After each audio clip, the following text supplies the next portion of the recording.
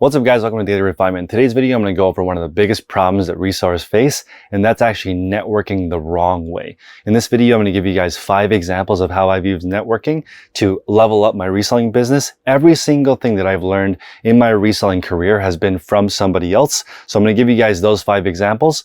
I'm going to be at FlipCon in August this year with Christine, and I'd be happy to meet you guys when you're there. But if you go to a networking event, it's really important that you take advantage of that opportunity to meet people. So I'm going to give you guys 5 examples of how I used it. And honestly, I am humble enough to know that everything that I have built is from me not trying to do it by myself and building a team and building a network. And that's my most valuable asset. As you guys know, a couple of weeks ago, I was suspended on selling eBay, but my income actually stayed the same or actually went up because I just transferred those relationships and my reputation from eBay to a different platform. So if you spend the time to build up your network, build up your reputation, it's really going to help you build a solid foundation for business in the future. So please smash the like button, consider subscribing, and we'll see you guys in the show.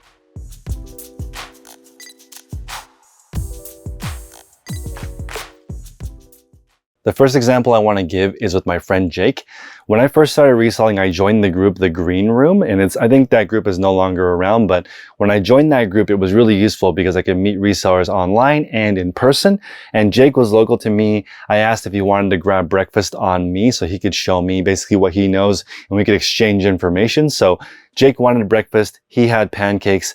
Those pancakes ended up making me hundreds of thousands of dollars because after pancakes, we went to TJ Maxx, Marshalls, the Nike outlet. Essentially, what I was doing is learning how he resold. Jake only resells new goods, so he would arbitrage clearance, brand new goods, and then we would resell them on eBay or Amazon. That was his method. So I actually learned how to use Raise, an app that gets you gift cards. So I learned how to use gift cards. I learned what brands to look for, and specifically the 2 brands we were looking for were Robert Graham and Johnny O's. So we'll put those 2 logos right here so that you guys can look for those out in the wild.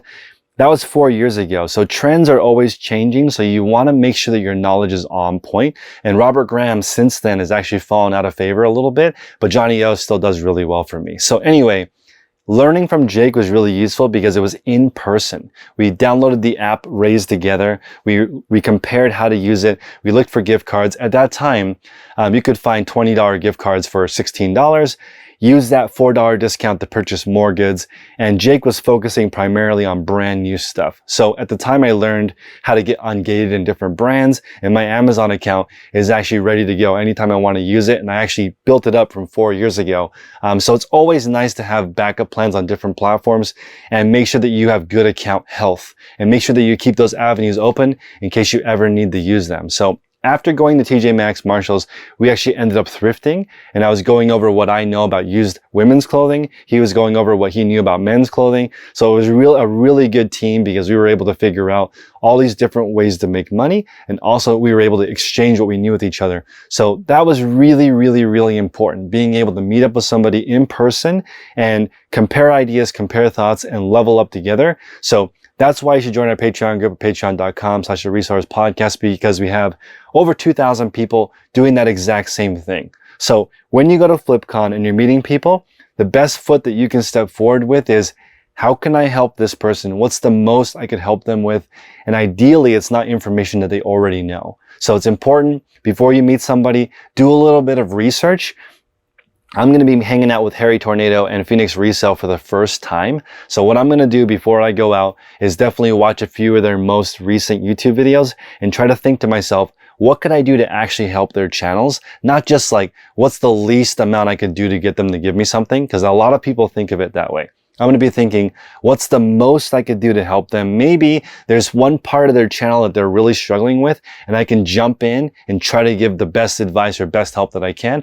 I remember Caleb reached out to me with some questions on whether or not he should use eBay because he has been balancing eBay, Poshmark, and whatnot, how to balance that. So I really sat down and tried to give him the best response that I could. I even made a video for him outlining my ideas. So it's important to go the extra mile when you're trying to develop a relationship, because it's really easy to send an email out and say, can you plug me on your YouTube channel? But if you're not offering any value, that email might just get archived. So if you want to stand out, you really need to step it up and figure out what people need. Jake wanted pancakes. Maybe Phoenix Resale wants some advice on what platforms to be on. And this is going to help you guys get to the next level because you can't do everything by yourself. You need a team and you need to learn from others. And it's much faster to learn from the mistakes of others than it is to try to learn it all from yourself. The next example is my friend Daniel. So Daniel is an FBA seller and he actually reached out to me because he wanted to start an eBay store. So a lot of Amazon sellers run into this issue where their returns cannot be resold on Amazon. So I essentially showed him how to set up his eBay store so that he could sell the Amazon rejects. So in exchange, Daniel actually volunteered to show me how to do Amazon. So in person, we put together my first box. At the time, I was only doing merchant fulfilled Amazon. And he was telling me that you need to do FBA, you need to send stuff into Amazon so they can take care of the customer service and fulfillment for you. So we actually did a box in person together, and that's invaluable. There's like $10,000 courses online on how to do Amazon, but that's not as useful as just paying somebody to sit down with you step by step inside the Amazon Seller Central and put together a box together. That's really, really valuable, and you can honestly reach out to people in your local area and figure out how to provide value to someone to the point where they'll sit down with you one by one and just put together a box to send in. Once you figure that out, you're on your way to becoming an Amazon seller because you just learned how to do 1 shipment a week, 2 shipments a week, all the way up to 10 shipments per day. It just starts with learning one piece of the pie at a time. In this scenario, I arbitraged my eBay knowledge for his Amazon knowledge, and that's always something that you can lead with. That's why it's so important to try to become an expert in what you do,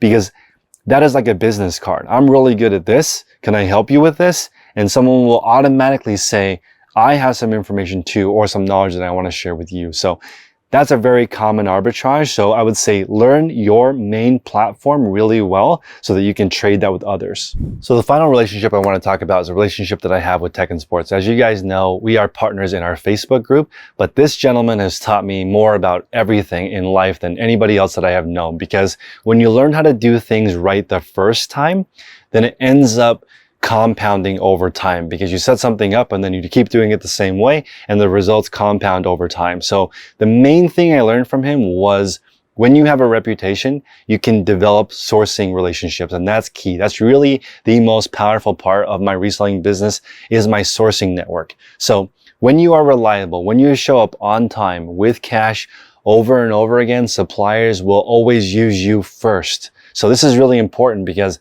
as I'm building out my reselling network, I need to have reliable and predictable stuff coming into my store. And so I have provided that service for other people. As most people know, I source all of my goods from thrift stores or flea markets.